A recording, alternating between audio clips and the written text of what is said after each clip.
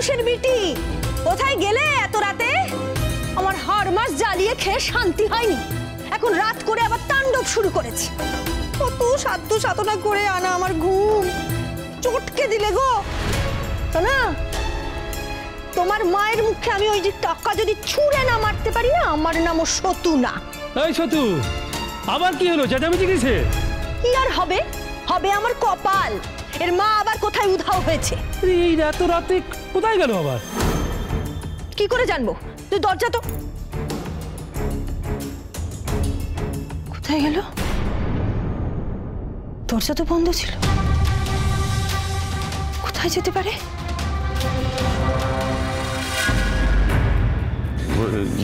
থানায় ওই দেখে জিজ্ঞাসা করা।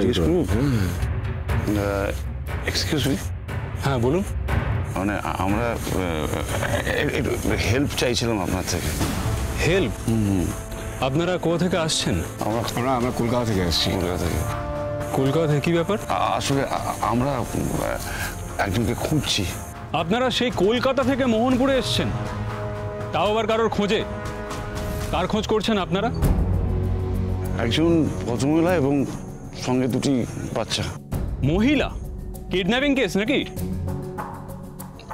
সঠিক সেটা বলতে পারবো না, তবে উনি নিজের ইচ্ছেতেই এখানে। এক মিনিট। কি বললেন? নিজের ইচ্ছায়? আচ্ছা, যিনি পালিয়েছেন তিনি কি অ্যাডাল্ট? উনি যদি অ্যাডাল্ট হন তাহলে তো হয়েই গেল, এক্ষেত্রে আমাদের তো কিছু করার নেই। হ্যাঁ, নিজের ইচ্ছে এসেছে এটা ঠিকই, কিন্তু আমরা ওকে এখানে খুঁজে পাচ্ছি না। আচ্ছা ঠিক আছে, আপনাদের কাছে কি ওনার কোনো ছবি আছে? আমাকে দেখান।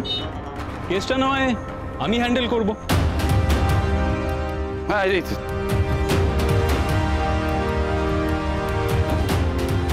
আরে এনাকে তো আমি দেখেছি। আপনি দেখেছেন মানে? হ্যাঁ, কিছুদিন আগে থানাতেই তো এসেছিলেন উনি। এই থানায় এসেছিলেন? কেসটা কি বলুন তো? উনি এখানে এসেছিলেন, একজনের খোঁজ করছিলেন, কিন্তু নাম বলেননি। এখন আবার আপনারা এসে ওনার খোঁজ করছেন, ব্যাপারটা কি একটু খুলে বলুন। হ্যাঁ, কি বলছে স্যার?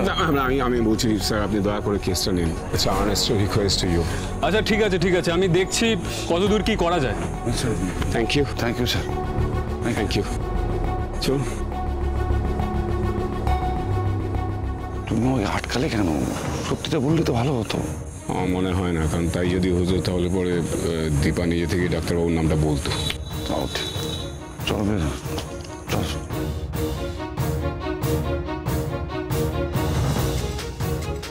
এনারা এই অঞ্চলের সাথে একদম বেমানান। এনারা কোনোভাবে বর্ডারের কেসের সাথে জড়িত নয় তো? না হলে এরা একে অন্যের খোঁজ করবে কেন? এনাদের উপর নজর রাখতে হবে।